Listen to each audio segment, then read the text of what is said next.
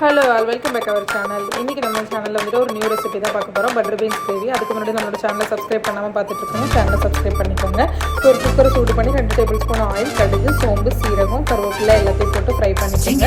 அதுக்கப்புறம் சின்ன வெங்காயம் கட் பண்ணி வச்சுக்கிறேன். சின்ன வெங்காயம் போட்டு நல்லா ஃப்ரை பண்ணி எடுத்துக்கோங்க. 2 மீடியம் சைஸ் தக்காளி கட் பண்ணி வச்சுருக்கேன். அதையும் போட்டு நல்லா வதக்கிக்கோங்க. அது கூட சால்ட்டர்ஸ்லாம் போட்டு நல்லா பண்ணிக்கோங்க. அதுக்கப்புறம் வந்துட்டு நான் பட்டர் பீன்ஸு, உருளைக்கிழங்கு எல்லாத்தையும் தோசி எடுத்து வச்சுருக்கேன். கூடயே வந்துட்டு தேங்காய் கூட எல்லாம் கரம் மசாலா சேர்த்துட்டு நம்ம போட்டு ஃப்ரை பண்ணிக்கணும்.